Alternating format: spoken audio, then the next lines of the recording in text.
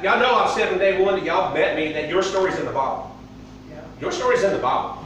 And it is. And I've been saying this, that God is in everything. I've been telling people that. No matter how bad, God is in everything. But the enemy, once he gets inside our head, when we give him a foothold, by definition, in the Greek, foothold means an occupied space in your mind. When you refuse to face it, you refuse to heal, you won't give it to God. At some point, the enemy is given permission to harass you, to oppress you. He's going to speak into your life anyway.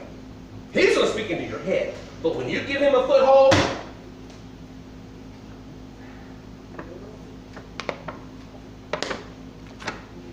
I told, wait a minute. I'll go there just 1 second. Y'all know that, what's that movie? I want the truth! And what is that? You can't handle the truth! You good man. You good man. Nicholson. All right, I hope you're able to handle some truth today, okay, guys? I really hope that you're able to handle some truth. Look at that little girl. I know it's with the lights on and she's glaring. See the little girl? She's beautiful. She's innocent. Look at his blue eyes. Look at that innocent face. Look at that. I don't know who that is. I don't know how old that picture is. I just got it through, I've had it for years. So that picture, that's just a stock picture. All right? But that little girl's real somewhere. And I wonder who she is. When I look at her there, she's innocent. But was she raped? Was she molested? Did her parents beat her down? Did her friends do her wrong? Did somebody take advantage of her? She's innocent and beautiful there, but where is she today? When the enemy gets inside her head. Is she still pure? Is she still innocent? Is she able to make her own choices? Or does something haunt her like those videos?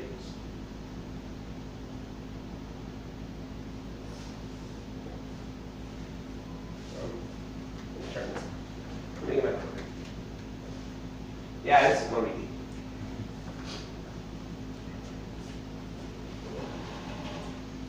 Yeah, it's going to be deep. If you can handle the truth, go in there. You ain't going to hear nothing today you ain't already heard. But I'm going to put some things together. This is a quote from, hit this light, because that background's a little darker blue. It's going to make everything. This is Brett Ferris. He's a pastor. He wrote an article this week. There you go, Forrest. He said that, he wrote this in an article this week. He said, I have said it for years. The Bible confirms it. Bittersweet times are ahead. All right? The darkness will get darker. The light will grow brighter. The distinction between righteous and unrighteous, the true church and the carnal compromising church will be more visible. And boy, is it getting visible.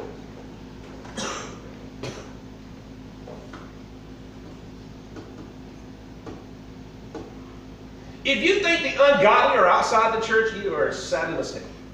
And I'm sadly mistaken. In fact, I think I can find more anger, more deceit.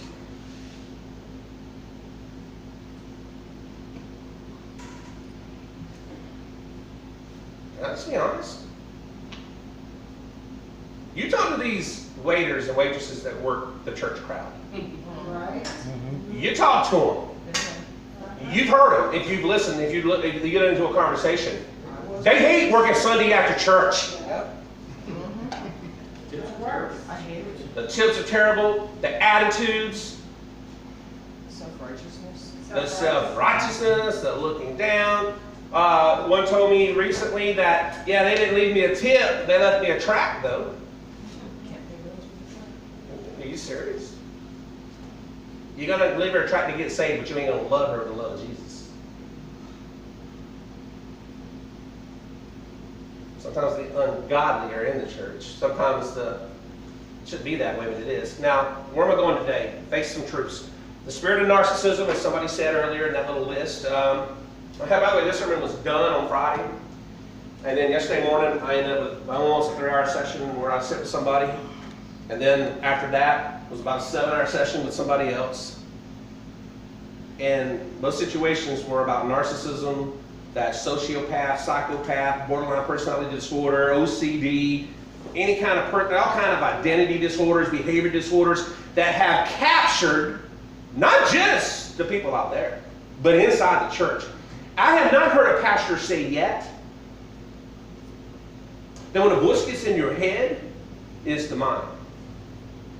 It is narcissism. It is sociopath. It is psychopath. I haven't heard it, but you know, I've been listening. Shelley and I have been doing a lot of research and studying. I've had at least 5 of the ones I've come to trust. You know, just to squeeze through who's real, who's not. You know who's saying these are demons in people's heads? The psychology community. The church ain't saying it. C.S. Lewis said it. That voice in your head, that thing that gets you to do what you don't want to do, all that junk, it is. But churches and pastors are not talking about it. Why is it we can't do what's right? Why is it we can't forgive? Well, you can. Oh, you can choose to do what's right. You can let go of certain things. You can face things. But it's telling you you can't face it. It's telling you you can't change. It's telling you that no one's ever going to love you. Behave.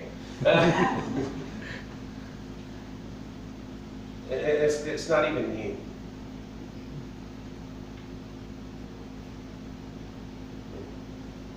That spirit of narcissism, and worse, has control over the world. It has control in our homes. Usually you go to a home, there's either a child who's out of control, a parent who's out of control, over the other parent who rules. You understand what I'm getting at? When you go to work today, they estimate it's above 95% CEOs of companies are all psychopaths. Why is it you're just a number at your work? Why is it they really don't care about you? Why is it they'll throw you under the bus and destroy you and your family, and all they really care about is themselves? Where'd the American go?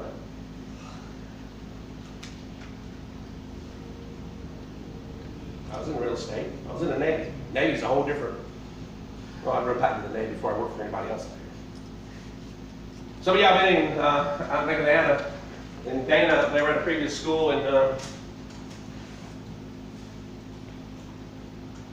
it's out of control in the workplace. It's out of control in our politics, and it's out of control in the church. Because these people are coming to church and they're never wrong, and everybody else is wrong.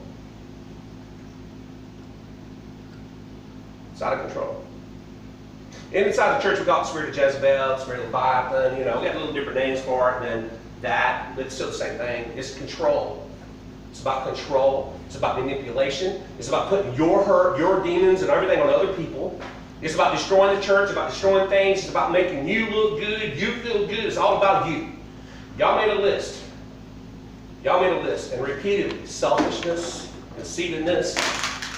Mary Ann's got a magnet in there pulling it away from me. You just did that, Mary Ann. It's your fault. You know what I mean? Narcissism.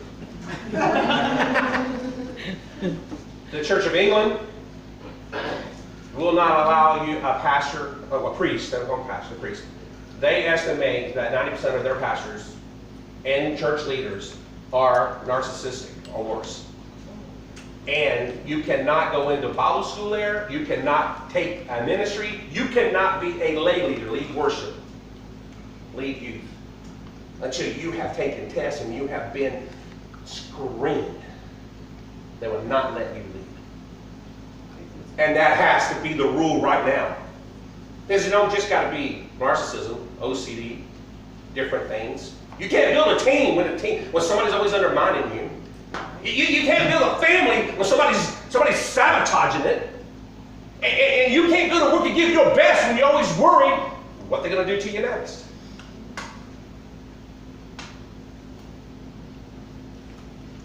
All types of disorders. And I'm going to tell you, from my opinion, from my research, personal, and it's amazing to hear the psychology community. Now, it ain't in their books yet, but the individual therapists, the ladies at San Diego State University, I fell in love with who she is. And the guy asked her, Do you think it's demons? She's not even a Christian. She says, yes. Meaning demonic influence. All right, where am I going? Why is it the church doesn't know this? You should know this. This is Paul, 2 Timothy 3, 1 through 5. Mary Ann, read that for me. Why keep something right? You should know this, Timothy, that in the last days there will be very difficult times. For people will love only themselves and their money. They'll be love themselves and their money. It's always about them. Money is a value. They'll destroy you so they feel better. You ever had a husband or a wife or a boyfriend, girlfriend do that? It's all about them. They're in love with themselves. People are married. They will be boastful and proud. Boastful and proud. Oh, somebody said arrogant earlier, or boastful or proud. Somebody did. But, scoffing at God. oh, mocking God. Whoa. A lot of that. You know the truth, but you don't live the truth. You are mocking God. Sorry. Disobedient to their parents and ungrateful. Yeah, not these kids. These kids are really obedient, aren't they? They will consider nothing sacred. Nothing sacred. They'll destroy you. They don't care. No heart, no empathy, no love. They'll be unloving and unforgiving. Mm-hmm. They'll slander others and have no self-control. Mm-hmm. They'll be cruel and hate what is good. They'll betray their friends, be reckless, be puffed up with pride, and love pleasure rather than God. They'll act religious, but they'll reject the power that can make them godly. Stay away from people like that. Why would Paul say stay away from people like that? Because if you don't got a foothold, you will. But they're going to put their evil in you. They're going to put their anger in you. They're going to put their hate in you. They're going to put their doubts in you. They're going to put their fears in you. Lord forbid if you're born into a family like I was, where my mom was this.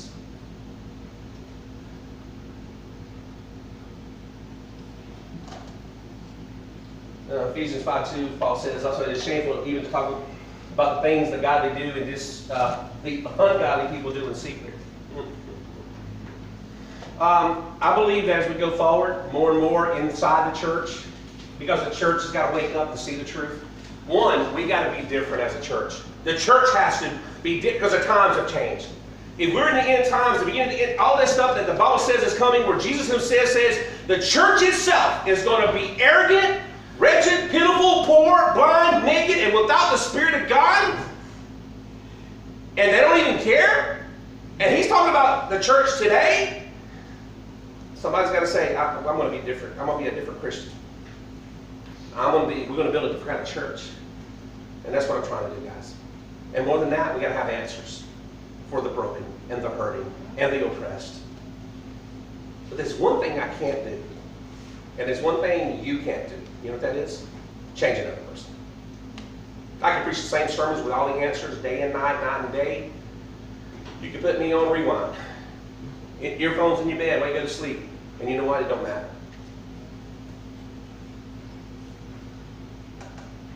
It's a C word I'm thinking of. Somebody help me with the C word I'm thinking of. It's a choice to change. And I can't make your choice. Is God willing to change you, work with you? Is it a process to change? Oh, yes. But you know what happens when you get to the part where you got footholds? No longer are you just fighting your hurt and your pain. You're fighting all of it. If you're a pastor counseling or a counselor person who has let the devil inside their head, who is controlling their emotions and their thoughts and their actions, and you know how hard it is to get inside the head with the Holy Spirit and get people to see it and to realize it and to face it and to reject it and to call on God themselves? It's almost 0 to none. Because her community in psychology says you cannot fix them, you cannot heal them, you cannot change them. All you can do is run from them.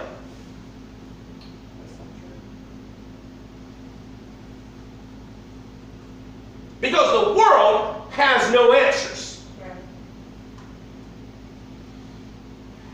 I think a lot of the psychologists are beginning to figure out, wait a minute, maybe there is. Maybe it's a spiritual thing. Maybe it really is what the Bible said. We war against what? Principalities, powers in the darkness. Wait a minute, maybe the Bible's right all along. And why is it the psychology community that's coming around and figuring this out and the church community is not? It's kind of scary, isn't it? Where am I going with this? Not where you think I'm going. I'm just setting something up.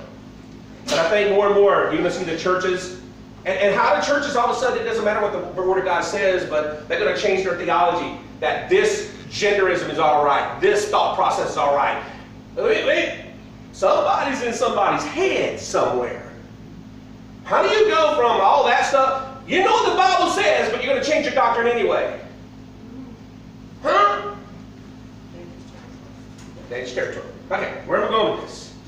There was a where am I going with this? Where am I going with this?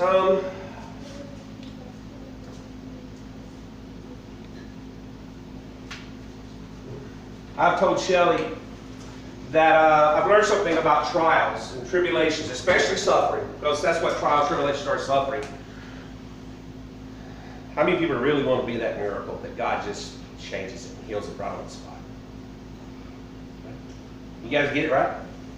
Trials, tribulations, suffering. Why does one person get the miracle and others do not? Because they truly believe. Could be.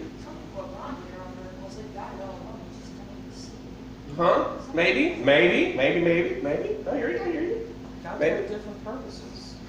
What I've been telling Shelley is that for the person who gets the miracle, man, you are a great testimony to the power of God. And praise God, you got the testimony. But let me tell you this. The Bible's always talking about the called ones. The what the Presbyterian Church says, predestined. Those who have been predestined. See, my issue with that side of thinking is this. It said all have sinned, all have fallen short of the glory of God, that Jesus died for who? That all might be saved. Why is it that you got to be predestined to be saved? No. I think some people are just predestined. God has a plan for you to use you in a very biblical way. And you don't have to be a pastor. In fact, 9 out of 10 will not be a pastor in this category. If you're predestined, if you're called, that means there's a purpose for your life that He wants to use as biblical. You will not get the miracle. I'm not saying you're not cursed. What I've learned is the one who have a real calling on their life, they got to go through something. They're going to have to face it. You go through it, you face it, so when you come out, you know the way through it, you know the way out, you know what it feels like, looks like, you know what it smells like. You know the answers. Every one of those verses, every one of those scriptures that we always like to say amen to have come alive. All those songs that we sing, you've lived it. And it's very passionate, it's very real to you. The one who got the miracle or the one who went through it? Which one is God going to use to save other people? The one who went through it, because you got the answers. God did a miracle. Praise God. But sometimes, and if you have to go through something, He just doesn't snap His finger, there's something to learn. There's something He's teaching you. He's equipping you. He's empowering you. That one day He's going to use you. Unless you stop learning. You stop the process. Where am I going with this? Here's another question. How do some people make it through something? They make it through the hell, the evil, the darkness, the abuse, the rejection, and others do not.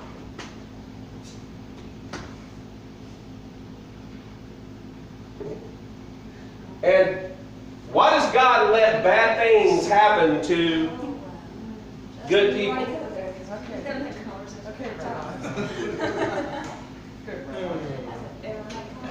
I'm going to answer all these questions and more. You want to answer? You want the answer? And this answer ain't going to matter until it comes alive. Until you've lived it, it'll just be words. You either say amen or you won't. Or you look at it and you'll be afraid of it. It's a real simple verse. It's Romans 8:28. Some of y'all know it by heart. All right? And we know that in all things, good, bad, and the ugly, God works for the good of those who love Him, who have been called according to His purpose. Well, who are the called? I just told you the called word. God takes you through something. If you have to face something, you're called. He would have gave you the miracle. Here's another translation on the same verse. And it's the New Living Translation. And we know that God causes everything to work together for the good of those who love God and called according to His purposes for them. See, if be called, we think that's a pastor, right? I mean, that's what most people do. Forrest don't. Forrest thinks he's called to go to the bathroom all the time. That don't count. You're not doing it because you go to the bathroom all the time, Forrest. But here's the best translation on this. And sometimes when you go through something, it isn't depression all the time. It isn't even that you're going to be beat down by your family or walked out on by a spouse, or you know what I'm saying? It could be that you're just going to face something in your family, in your job, that you got to stand for the truth and do the right thing. And you're going to have to pay a price to do that. All things work together for those who love Him. And if you love Him, you will do the right things, right? No matter the cost. And God will work it out because He has a plan. Watch this. I love the voice on this. This is another translation, but it's more of a Jerusalem Center. I love what they do here. Look at this. We are confident that God is able to orchestrate everything to work towards something good and beautiful when we love Him and accept His invitation and live according to His plan. He's going to work out something good and beautiful in you, no matter what you went through as a child, no matter how much you were abandoned, no matter how much you've been rejected, no matter how much the world gets you wrong. If we will look at it the right way, and if we will trust God, not check out, not listen to the footholds, not listen to the manipulation, not listen to the liars, not listen to the doubters, not listen to the fear, not listen to the hurt. If we're willing to listen to God, He is going to work something out in your life that is good and beautiful, and it is according to His plan, and He will use you.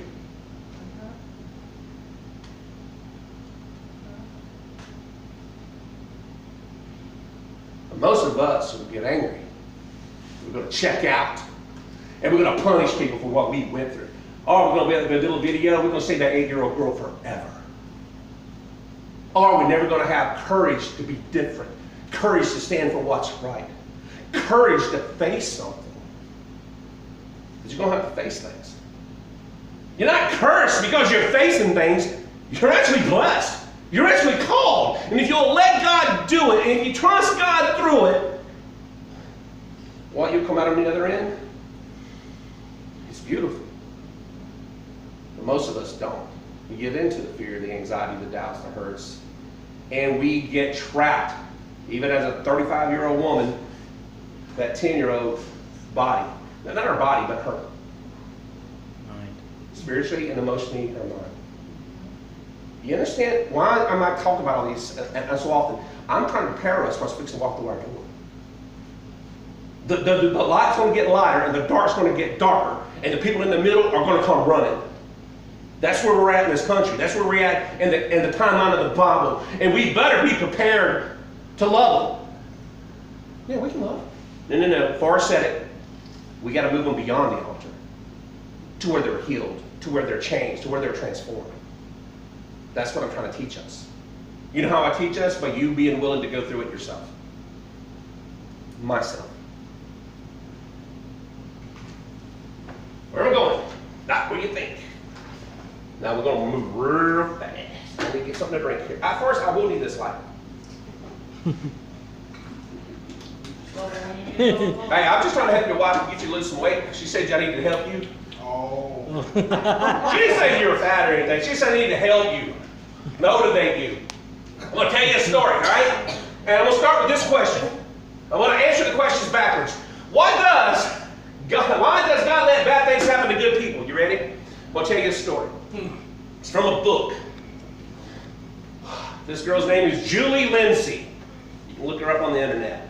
In 1985, she was attending college in Montgomery, Alabama. That's where she lived. She worked at the Days Inn. She's a Christian. She was the church secretary. Here's the setting that happened. One night around 11 p.m., two men came in to the registration desk where she was working. They put a gun at her head, and I'm going to read you her words that she wrote for a newspaper. She wrote this for the Alabama Journal. I wanted to scream, but I couldn't. I couldn't move. I was paralyzed with fear. I could hardly breathe. I was so frightened. The one holding the gun told me to act natural and do as he told me. They both walked behind the counter and cleaned out the cash register. I felt the gun pressed to my spine. He was standing so close to me I could feel his breath on my neck. He grabbed my arm and told me we were going for a ride. I begged him not to hurt me. He told me he wouldn't hurt me as long as I did what I was told, but if I didn't, he'd use his gun on me. Remember, this is her words. The three of us walked to their car. One man got in the back, while the gunman forced me into the passenger side. He never took his eyes off me as he walked around and got in the driver's side. He pulled onto the interstate and proceeded south at a high rate of speed. I remember the radio was on and they were singing. You just robbed and took a girl hostage and you're singing to the radio? Yeah. He kept asking me if I knew where there was more money. I finally convinced them that I didn't. I assured them they had gotten all the money that there was. The man in the back seat leaned up and put his hand down my shirt. And he pulled me in the back seat and forced me to. There's some kids in the room, so I'm not going further there. He kept asking me if I thought that I was too good for him. And he kept calling me names. And all I could do was pray that I wouldn't be sick. The driver, he kept threatening me with the gun if I didn't do what I was told. Finally, he let me up and he pushed me back into the front seat, and then the driver forced me to do the same thing. It was all I could do not to throw up. He pushed me over to the passenger side of the car. He pulled off the road and he told me to get out of the car. He threatened to shoot me if I didn't. I get out and he followed. He grabbed my arm and led me into the woods while the other man stayed in the car. He stopped in front of a tree and handcuffed me. He walked around behind me. I kept praying for it to be over. He was brutal. He took delight in hurting me. I began to think about what it was going to be like when he killed me. I really believed he was going to shoot me. I prayed to live. I thought about my family and friends and how all the things I had said or done. I didn't want to die this way. When he finally finished, I closed my eyes and waited for him to kill me. He took my jewelry and he began to walk away. He turned and he told me he would call someone and tell them where I was, and then he left. My whole body sagged in relief. I couldn't believe he left me there alive. I heard him get in the car and drive away. I fell to the ground and just lay there. I couldn't think. I didn't know what to do. I kept telling myself to think, to think, to think.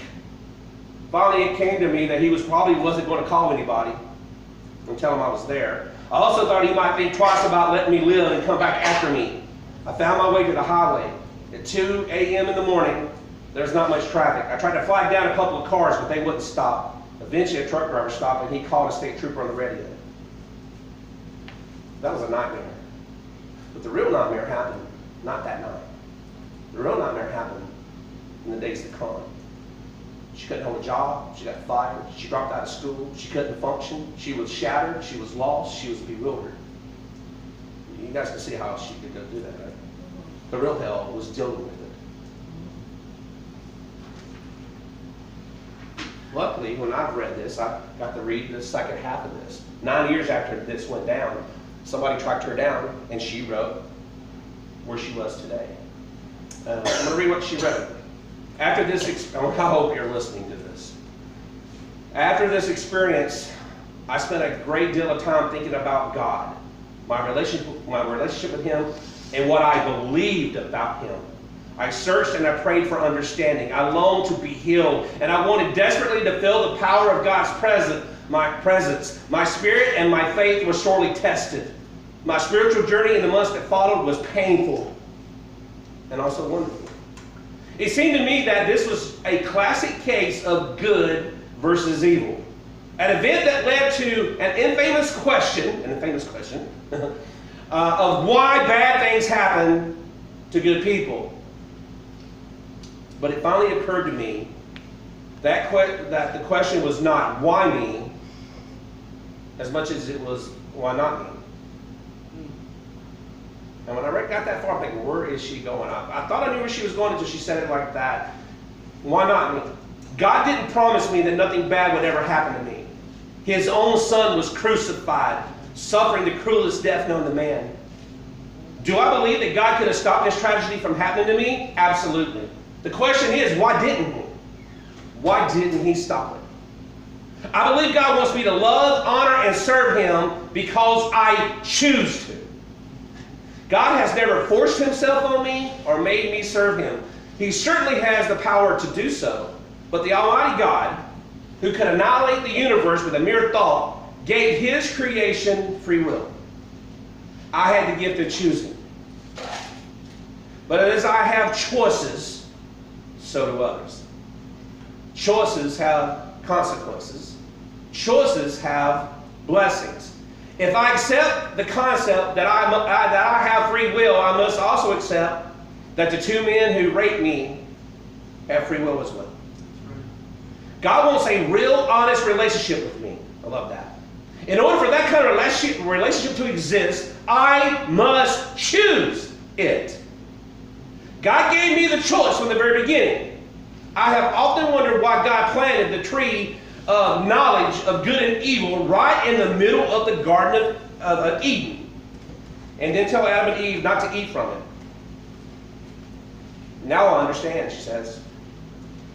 I understand that God was giving them a choice about whether to obey Him and believe Him.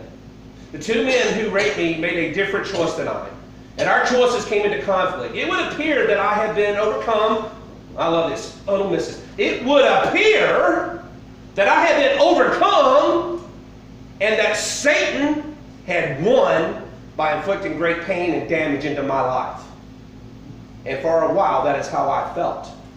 But when the blessings of choosing God came, because she could have chose to walk away from God, hate men, hate life, destroy herself, kill herself, go into vendetta and hurt everybody, but she chose God's love. She chose forgiveness. She chose life. She could have chosen being in bed crying every day for the rest of her. And you know what? Nobody could have blamed her for what she went through.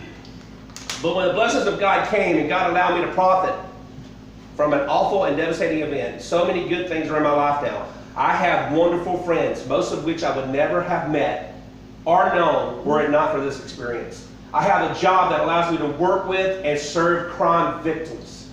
I have a deeper relationship with God. I am spiritually wiser and more mature. A deeper relationship with God, spiritually wise, more mature. I have been blessed beyond what I can tell in these pages, and I am very grateful.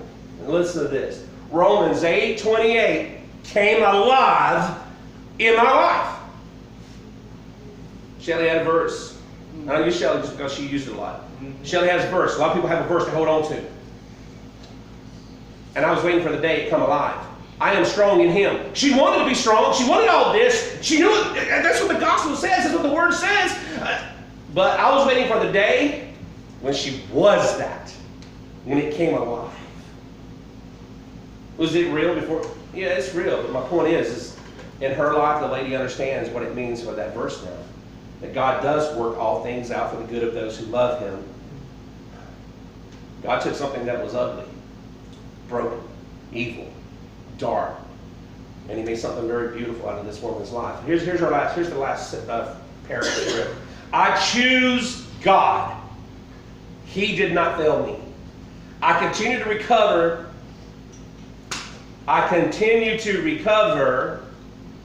But she ain't all the way healed.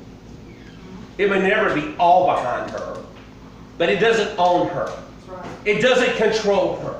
And in the video where the spirit of the enemy comes, you're nothing, you're nobody. You know, God killed you, God had you raped, God didn't protect you. She ain't listening to none of that crap. It has no power, no authority in her life. Is she still hurt from it? Yeah. Then she says this, and God continues to teach me. So you mean there's a lot of teaching going on through all of that? How do you think she got a deeper relationship with God? How do you think she found her calling in life? Working with people. She started her own nonprofit. She works at the Rape Counseling Center. She's a national speaker. You probably have seen her. You might not know her by name, but you've seen her. A lot of you have. God can make something beautiful. I told you, I tell you something else I've learned. Tell me your story, I'll tell you your purpose. Tell me your story. When I connect the dots of your story, now, sometimes your part of your story are the things you don't even think are part of your story. When you connect those dots, it'll show you right where God's leading you.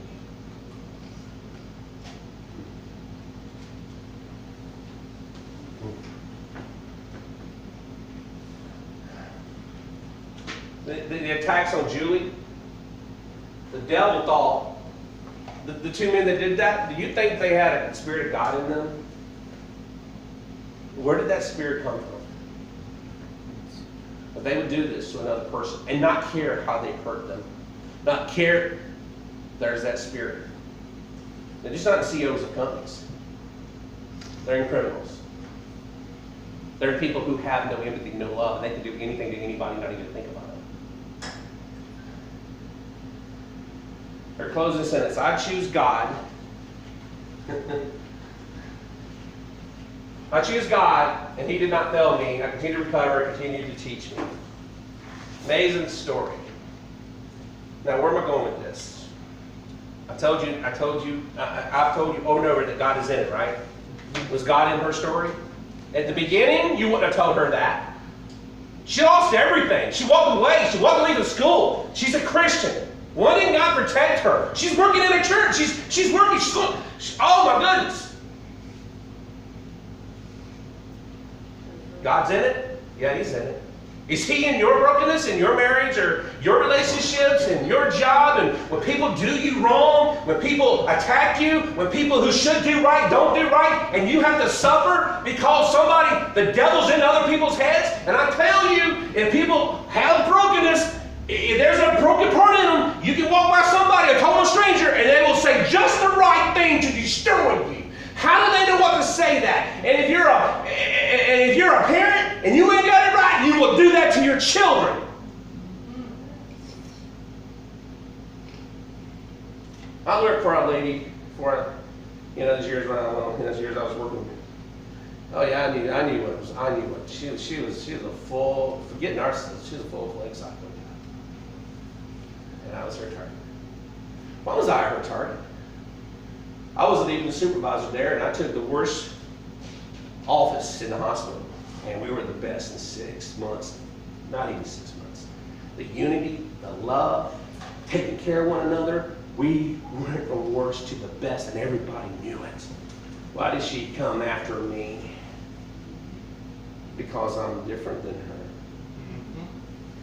I build people. They divide and conquer. You understand? I'm not even fighting her, I'm fighting what's in her. Yep. And how did she get so bad? Well, I heard her story one day. The guy that killed her, destroyed her, and she was dating, was a Navy guy, stationed in Charleston. I was a Navy guy, and I was stationed in Charleston.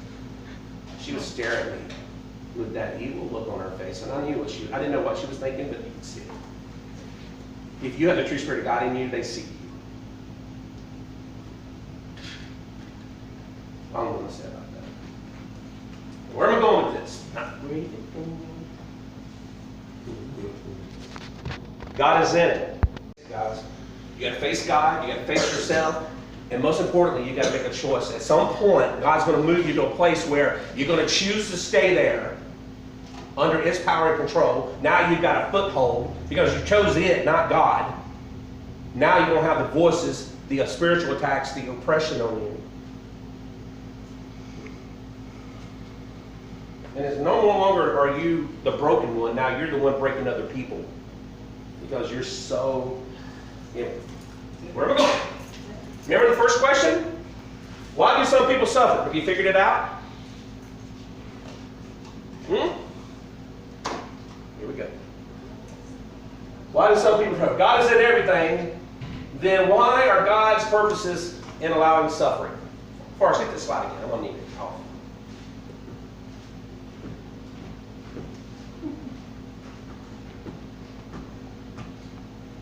According to one denomination, if you're suffering, you're not right with God, and you need to get right with God. But my Bible doesn't read that way anywhere in it. I'm going to tell you, we're going to talk about, oh, here's another question. What is the hidden truth beyond the suffering? Is there a hidden truth beyond the suffering? Why does God allow it, and is there a hidden truth beyond it? Listen to me. If you don't get these two things, then you'll go home thinking that dude is an idiot. You probably don't think that anyway. All right? I'm going to tell you the story of Joseph. Not Joseph, the father, stepfather of Jesus, but I'm talking about Joseph in the Old Testament, Genesis, all right? He had brothers. You know the story? Anybody here know the story? He had the coat. What was the coat made of? Coat of many colors. What was his father's name? Israel.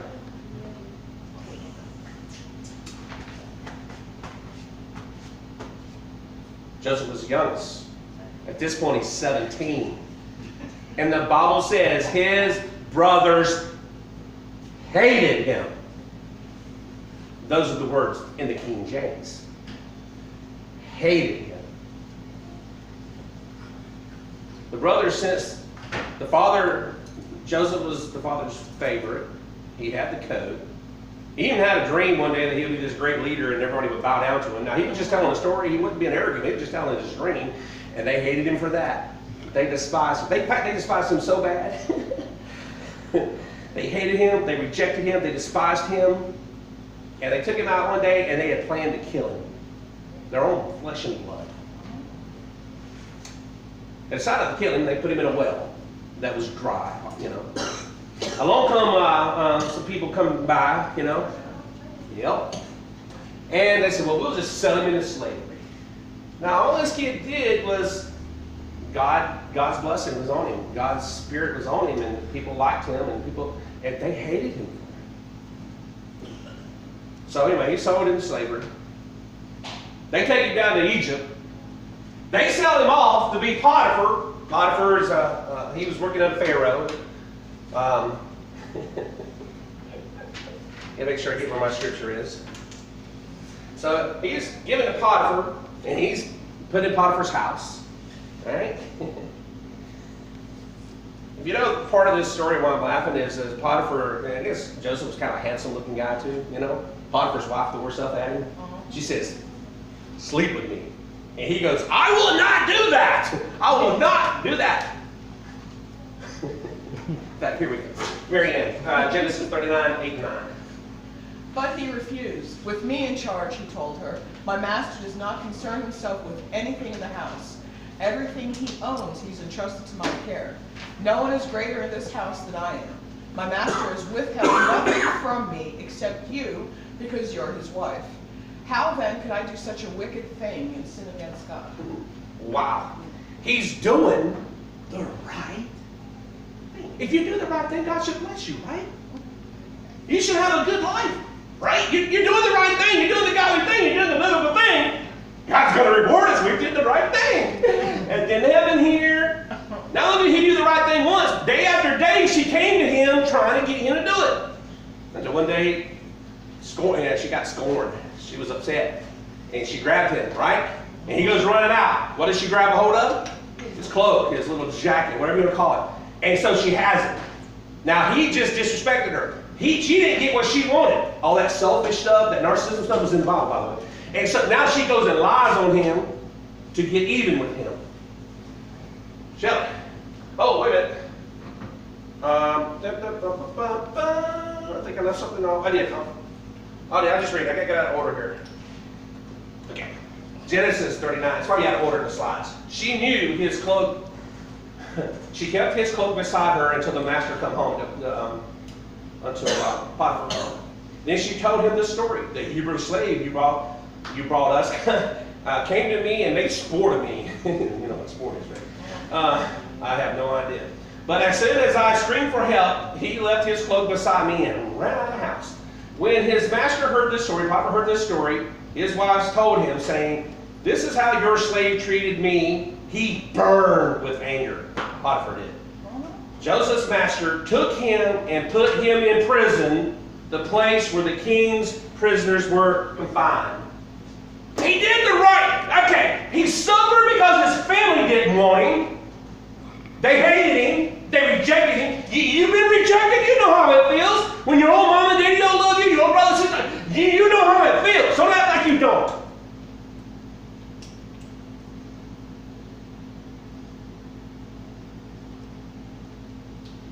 You've been thrown away by your family. You know how it feels. And now he's a slave. What did he do wrong to become a slave? And now he is, and then he does the right thing by this man. Now this man throws you.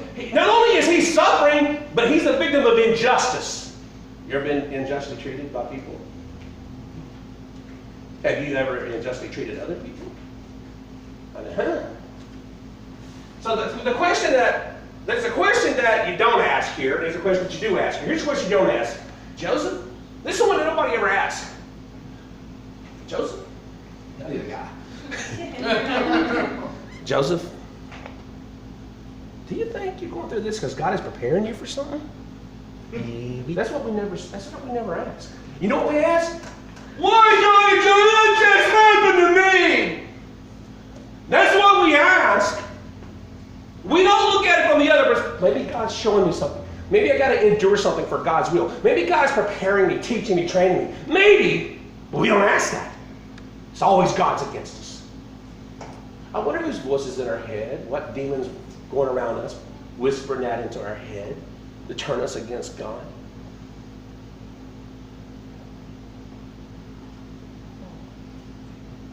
Oh, this boss is no different than the last boss.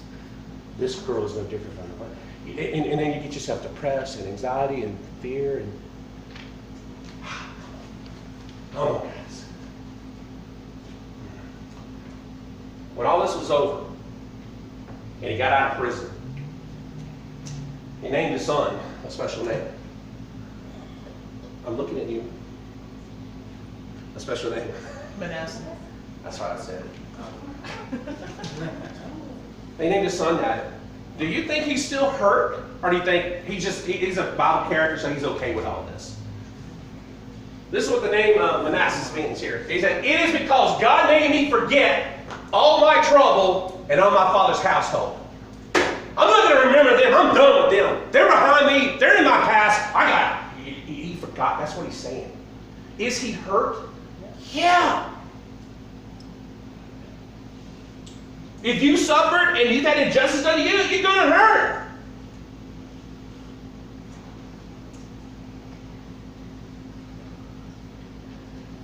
When he started out, he was a 17-year-old. The only thing he'd ever done was shepherd.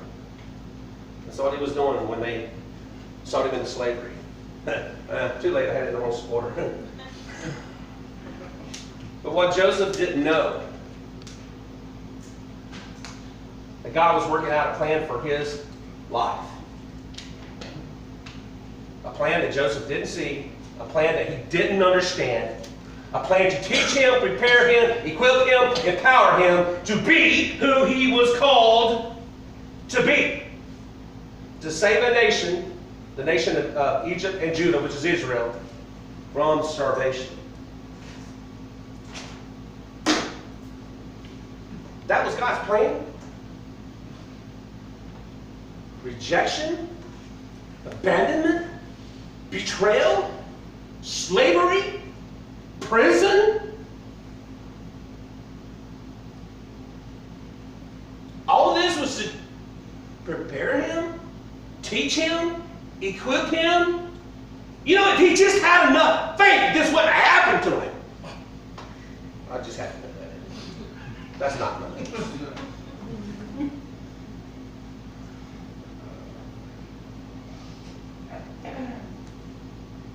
Point made. You know where he was when he was 17? He was in the wrong city. In fact, he was in the wrong country.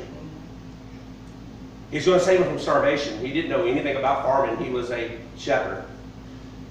He's going to save two nations. He needed to know politics. He didn't know politics. He's a shepherd. His whole life had to change. He had to learn some things. God had to move him, teach him, prepare him, equip him, and then empower him. And none of that was in his life. And everything that happened in his life, including what was done to him in his own family, that he could have hated and hated people and been depressed and been full of rage, been full of anger, been full of pity, been full of what's the word I'm looking for? Bitterness, been full of anxiety, been full of fear and doubt, God. That didn't happen here. Did he hurt? Yeah, you saw he named his son. The whole time he was in there, everything he went through, you know what he was doing? He was learning. He didn't say, why me, and why me, and why me. I get that you want to say that. I'm sure he thought that. But he was learning. He was still doing the right things. God was in it. Even when he didn't see it. He didn't understand it. Now, where did he learn farming? Anybody know where he learned farming? In Potiphar's house. So if he... Share it, read it for me. Genesis 39:2-5. The Lord was with Joseph, so he succeeded. So I was saying, the Lord was with him. The Lord was in it. In it. Now he's getting sold into slavery. He's a slave, but God's in it. Keep going. So he succeeded in everything he did as he served in the home of his Egyptian master. It came about that from time to time he made him overseer in his house, and over that he owned. The Lord blessed the Egyptian's house on account of Joseph. Thus the Lord's blessing was upon all that he owned in the house and in the field. In the house and in the field. Where did he learn to be the farmer to save the world? His destiny as a slave in Potiphar's house. But that's only part of what he had to learn. So where did he learn politics? Huh? Right there. In prison. Well, that's where it started, but he learned it more in prison. Here's why. This is the verse right earlier, 39:20. Joseph's master took him. Potiphar put him in prison for sleeping with his wife, which he didn't do. The place where the king's prisoners were confined. He wouldn't put it just any. He wouldn't put it in the county jail. He wouldn't put it in any jail. They had a specific prison that Pharaoh made and had. And the people that were put in there were the people he were upset with in the government. So these are all government officials, all ex-officials, and he's put in prison with them. And not only was he put in prison with them, but God was in it. Did I say that before? Dana, read that for me. 39:22. Going on, the Lord put Joseph in charge of all the other prisoners and over everything that happened in the prison. We're giggling now, but if you him, you're going through this, you're still locked away. Do you have any idea how old he is at this point? He started off when he was 17. He's probably in his 30s. I'll tell you again.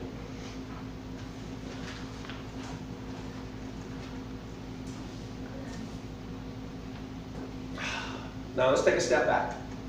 The devil attempted to stop.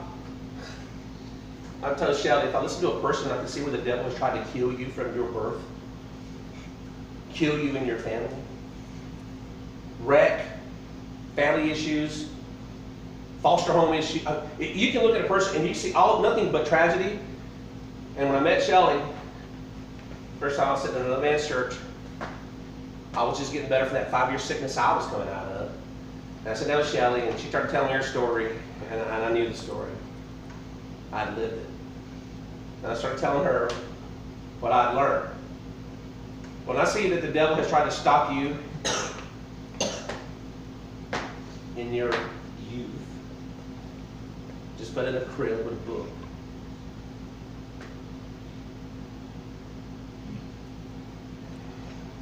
Given up for adoption. Your father murdered. Your father walk out on you. Being abused. You standing in a mirror and something is in your head. It tells you to die, and you open and you grab a bottle of pills, and you just wanted to die. You don't know where it come from. You've never been depressed. You're from a good family, and you wanted to die in that moment. And then you heard an audible voice of God that says, "No, I have a plan for your life."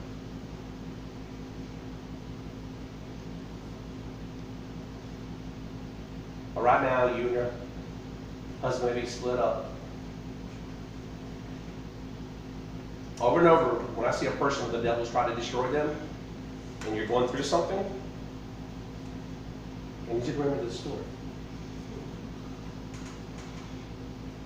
Because if you lose focus, remember that one of the videos, the focus. You gotta stay focused on the right thing, because the devil's gonna focus you on the wrong things all the time. But why? Why was the devil so intent on stopping and destroying Joseph? Why? Every time his brothers threw him away, I stopped him. He's a slave. Now I put him in prison. Get it? The devil's celebrating. But what the devil did not know is that God used the devil to move Joseph from Judah to Egypt. God used the devil to teach him how to save the world from starvation. The devil thought he had killed him, but God had taught him how to do the politics and how to... Everything the devil did to destroy Joseph, God used. You guys get that? Some of us right now are still hung up on what mom and dad did, or mom and dad didn't do. Or what a man did, or what a man did, or what a woman did, or what a woman did, what life has done, and what God has done. You're not even hearing me right now.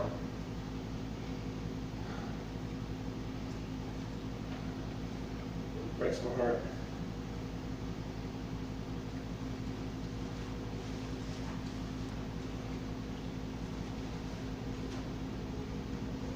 Everything in Joseph's life led him to God's plan and God's destiny. That wasn't always pretty. And I'm telling you, nowhere along the way did Joseph know what was going on. He had no idea he was going to save the world. He had no idea he was going to save himself. He had no idea why it happened. Everybody wants to know why. That's the message that's hidden beyond the suffering. And I'm going to give you that answer here in a minute. And you will never have to ask again, why?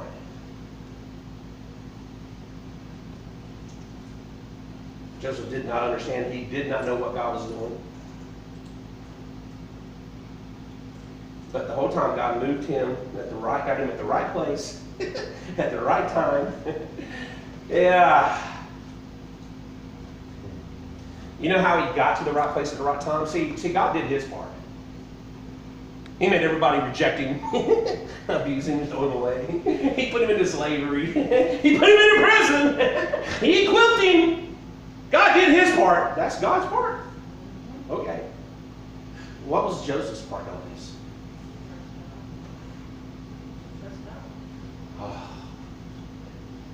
He trusted God even when he didn't understand all those years. All those years of rejection, abuse, injustice, all those years of suffering, he trusted God. He had the right attitude and the right heart, even when the whole world had lied on him and destroyed him and threw him away. He trusted God. What is the first thing that you tell anybody who has a behavioral problem and psychological narcissism, sociopath, all these disorders, a personality disorder, an identity disorder, a behavior disorder. You know what the number one thing that you can identify in their life? They don't trust God, and they don't trust you. I think you're shaking your heads for those of you who have been there. How does the devil get you? How does he own your mind? Right there. When you stop trusting. Through all of that, Joseph didn't understand, but he still trusted God.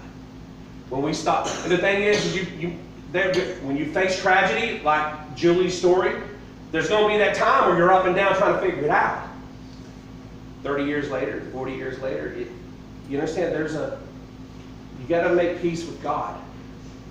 You got to make peace with what happened. You got to make peace with it. So what is the hidden truth beyond the suffering? Well, first of all, let me ask you this. You know what all this did for Joseph? It helped him become the man that God created him to be.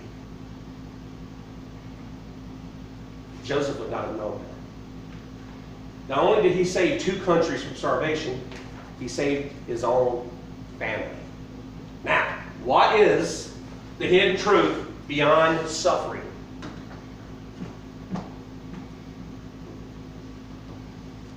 You can, maybe. I'm going to give it to you because it's found in these verses right here. Genesis 50, 19 to 21, Shelley. Please. Don't be afraid of me. Am I Well, God? first off, he's talking to his brothers. They were coming for food, came for food. Don't be afraid of me, brothers. So don't be afraid of me. Am I God, that I can punish you? You intended to harm me, but God intended it for all for good. He brought me to this position so I could save the lives of many people. No, don't be afraid. I will continue to take care of you and your children. So he reassured them by speaking kindly to them. Most of us, we want to get even. We got a brother, we got a mom, we got a dad, we got somebody we want to get even. Somebody we want to punish. Okay? That's what happens. You're angry, you're bitter, you're trapped by it. This is what Joseph said. He says, yes, you intended to harm me, but what you did not know is that God was using this.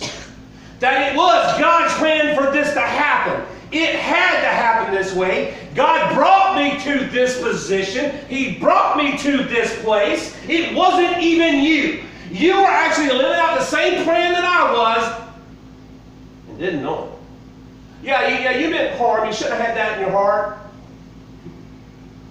God works out all things for the good of those who love Him and who are called according to His purpose. And the voice says, not just work it out, but something beautiful. What beautiful happened in this story, besides the world not dying from hunger? He restored a family. He restored love.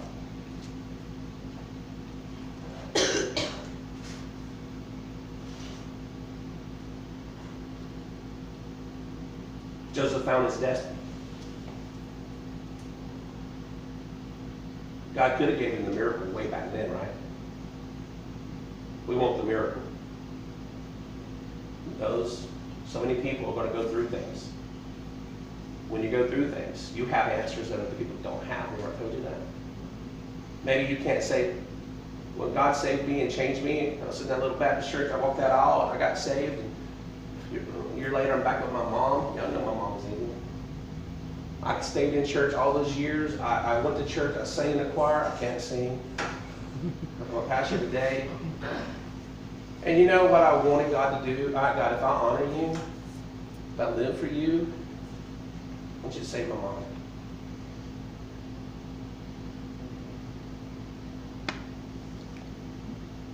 It never happened.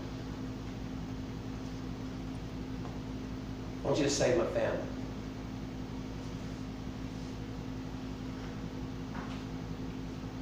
They had a choice. I had a free will to choose God and to choose to be different, or to stay in that hell I grew up in and all the abuse and all the anger, or I can choose God. I can take my free will to choose God even when I have every right to be angry. When God didn't save my family, I could have turned my back on them. But I chose to follow God anyway. And how many kids have been saved? How many parents and families have been put back together over the years? They will tell you it's been a lot. You will reap what you sow. It might not have been my family because my mama had a choice to make. But along the way, you guys get it? So do I hate my mom? Do I hate my dad? Who was never in my life for 1 year. And he never even spoke to me then. Never birthday card. No, all the abuse, do I hate God? Or do I realize my destiny was on the other side of that?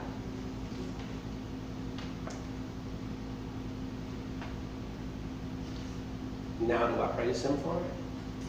Oh, yeah. If my mom walked in that door right now, will I be okay? Yeah. In fact, when I tell y'all my story, I have to tell it. I don't even feel it. And I hadn't felt it since I was a kid, since I was early in my marriage. It had no power over me.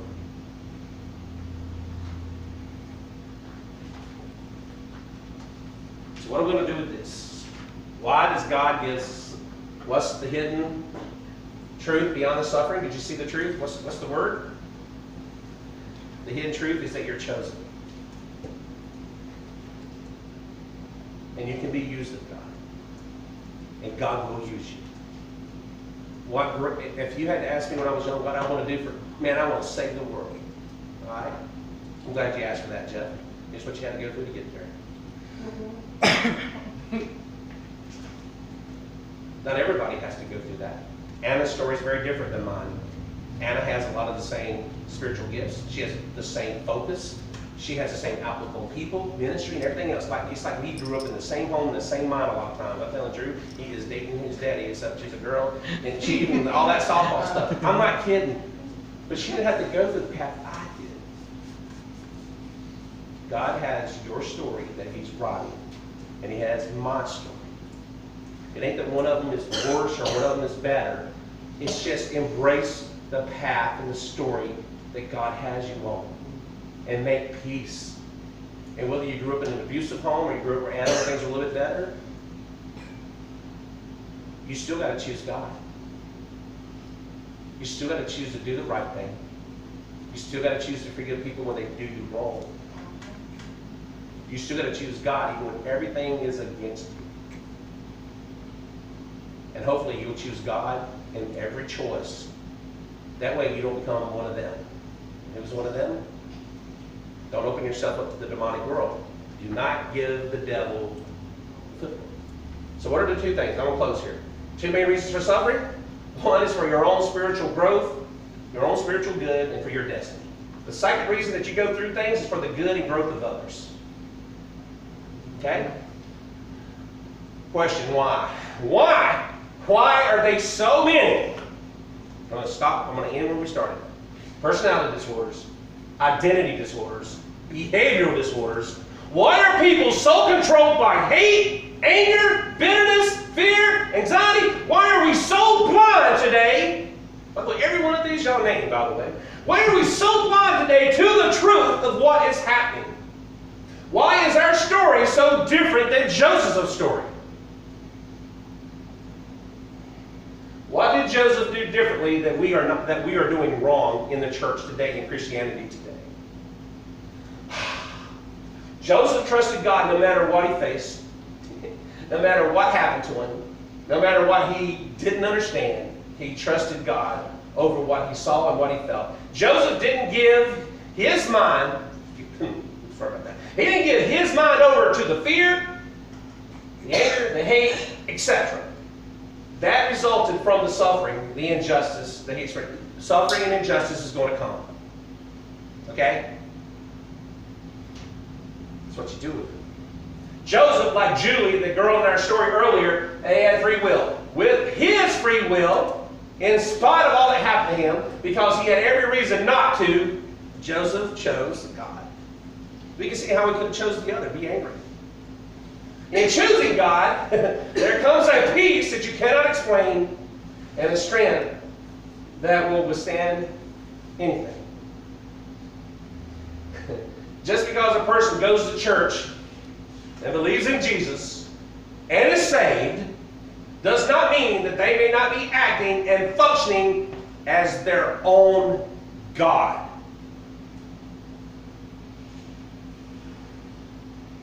What did Joseph do differently than us today? Julie and Joseph, yes, they hurt, but they did not let their minds be consumed and controlled by their abandonment, their fear, their hurt, their betrayal, all that stuff. And if that would have happened in Julie or Joseph's life, without understanding it, they would have given control over their mind and to Satan. That's the issue. People do not understand why they're going through things. It impacts your self-esteem, your self-worth. God's against you. We haven't been taught right. How long have you been in church and you haven't been taught? You know what? You should almost embrace your injustices. It's almost a badge of honor. And that's what Jesus said. They persecuted you, me, they'll persecute you. They rejected me, they're going to reject you. They did me wrong, they're going to do you wrong. It's a badge of honor. And for those who get killed for the cause of Christ, beheaded, or they're going to have a special place out in heaven. up front.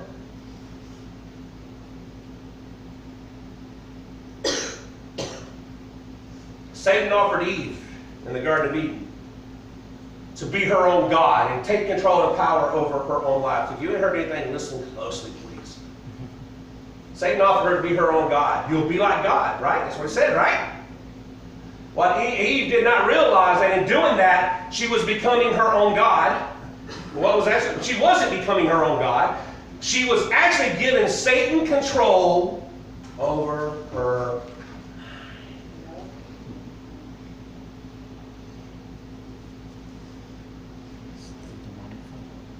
Instead of trusting God, she chose to reject God, trust herself. With that choice, she gave Satan access and control over her mind. He spoke, she listened, now she had the first foothold in the Bible. She didn't have control over her own life. She gave Satan permission to destroy her, control her, manipulate her. And does it affect people beyond her? Yeah, one of her own kids killed the other. And this is our issue today. It's an epidemic. This is why so many Christians have personality, identity, behavior disorders.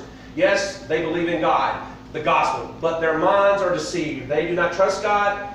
With that, what has happened in their life, they have been deceived into trusting in themselves. They have become their own God. They've given the devil a foothold to control their mind.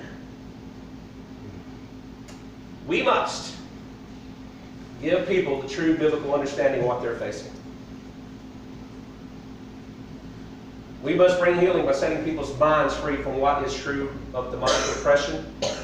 And it is true, and it's in our families, it's in our husbands, it's in our spouses, it can be in our children.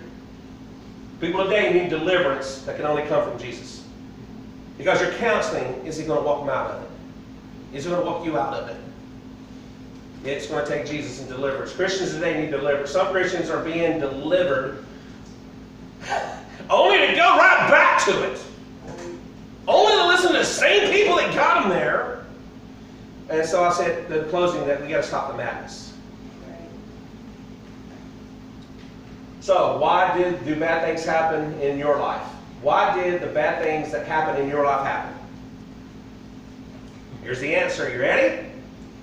You're asking the wrong question. But I'm going to give you the answer to that question. Romans 8:28. We are confident that God is able to orchestrate everything to work towards something good and beautiful when we love Him and accept His invitation to live according to His plan. Whatever plan God lays out, however it goes, good or bad in your marriage or anything else, trust God. He will make something beautiful out of it. Proverbs 4:5-6, Mary Ann, closing. If you want favor with both God and man, and a reputation for good judgment and common sense, then trust the Lord completely. Don't ever trust yourself. In everything you do, put God first, and He'll direct you and crown your efforts with success. From the Living Bible. If you want favor, what did Joseph have the whole time he went through everything he went through?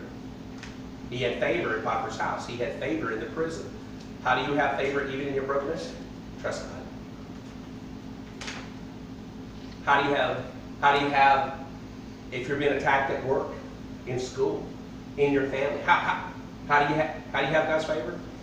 Trust God.